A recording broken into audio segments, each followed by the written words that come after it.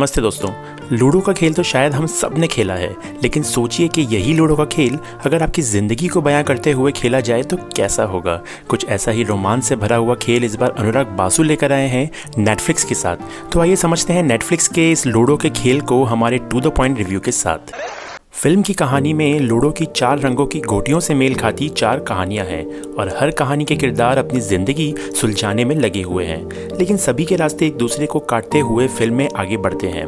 एक कैरेक्टर की कहानी शुरू होती है, जैसे जैसे इस पर फोकस बढ़ता है फिर उसे क्रॉस करते हुए दूसरे की कहानी शुरू हो जाती है और फिर अल्टीमेटली वापस अपने घर में पहुंचने के पहले बीच रास्तों में ये सब तरह तरह की पहेलियों में उलझते रहते हैं। एक लाइन में बयां करूं तो लूडो 2020 के बेहतरीन शो में से एक है, जिसमें फ्रेश कंसेप्ट की खुशबू से लेके direction, screen play, music, acting का एक ऐसा परफेक्ट मिश्रण है जिसे किसी भी हालत में मिस करना नहीं बनता है। फिल्म को लेके यहाँ पे एक टिप जरूर देना चाहूंगा कि हो सके तो फिल्म को परिवार के साथ नहीं बल्कि अकेले में देखें। अगर फिल्म की बात करें तो क्योंकि ये अनुराग बासु की फिल्म है, इसलिए उनकी आइकॉनिक क्रिएटिविटी पूरी फिल्म में हर जगह बेहद ही खास अंदाज में नजर आती है।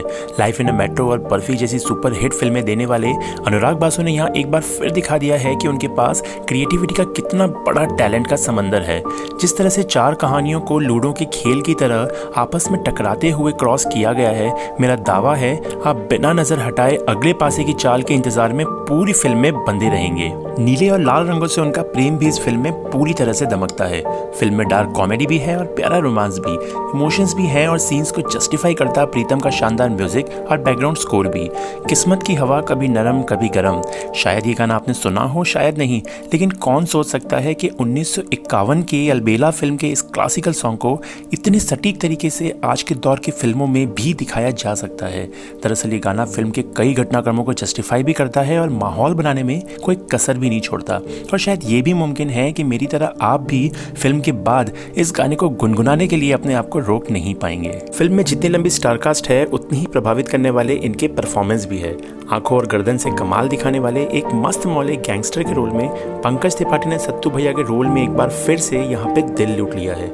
कुछ ना बोल के भी वो अपनी बॉडी लैंग्वेज का ऐसा जादू बिखेरते हैं कि उनके लिए संवाद की शायद अब लगता है जरूरत ही नहीं है। मिथुन चक्रवर्ती के फैन बने राजकुमार राव भी यहाँ पे बिल्कुल ही अलग अंदाज में नजर आते हैं। सच कहूँ तो राजकुमार राव तो अब वो नाम बन गए हैं इंडस्ट्री का जिनसे आप कुछ भी करवा लो, ये अपनी प्रेजेंस अलग ही महसूस करवा देते हैं। यहाँ भी चाहे डायलॉग डिलीवरी हो या वो डायलॉग्स के बीच का डांस, इमोशंस या कॉमेडी हो, हर चीज में ये अपने आप को पूरी तरह से साबित करते हैं। अभिषेक बच्चन ने भी जेल से छूटे क्रिमिनल के रूप में पर्दे पर अपनी पकड़ को पूरी तरह से मजबूत किया है और यहाँ खास तारीफ बनती है उनके साथ दिखाई दी बाल कलाकार इनायत वर्मा की।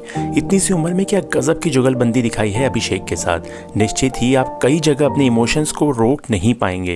एक खास चेहरा जो यहाँ प्रभावित करता है वो है पहली बार हिंदी सिनेमा में दिखाई दिया मलयालम अभिनेत्री परली माने का।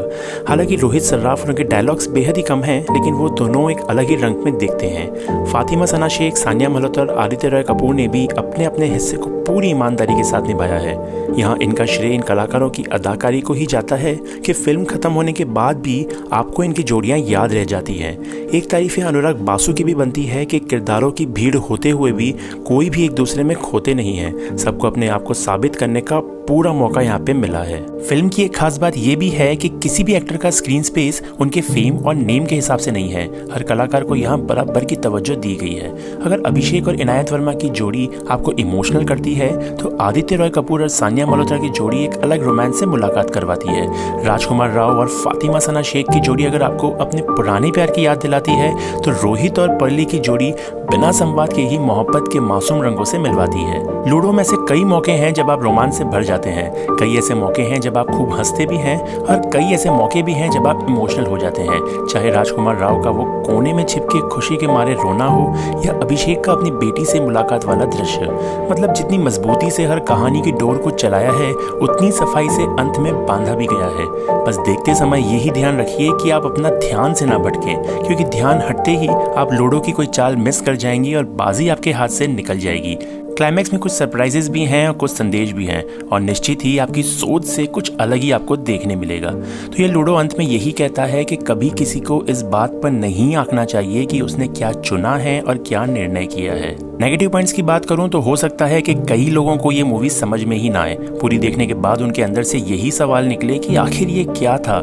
इसलिए मैं यहाँ ये क्लियर कर दूं कि अगर आप एक सिंगल ट्रैक पे चलती एंटरटेनिंग स्टोरी के चाहने वाले हैं तो ये फिल्म आपके लिए बिल्कुल भी नहीं है। और अगर आप क्रिएटिविटी एंड आर्टिस्टिक सिनेमा की समझ और पसंद रखते हैं तो आपके लिए नेटफ्लिक्स और अनुराग बासु की तरफ से 2020 का ये सबसे बेहतरीन तोहफा है। और इसलिए अगर आपने अभी तक इस मूवी को नहीं देखा है तो ज़रूर देखें और आपके व्यूज़ भी हमारे साथ ज़रूर शेयर करें। It's a caddy talk show की तरफ से लूडो के इस खेल को 5 में से 4 स्टार। दोस्तों, आपको ये वीडियो कैसा लगा हमें कमेंट सेक्शन में ज़रूर बताइए और आगे की बातों के लिए हम इंस्टाग्राम पे भी अवेलेबल हैं, आप हमें फॉलो कर सकते हैं it's a caddy talk show पे। Thank you.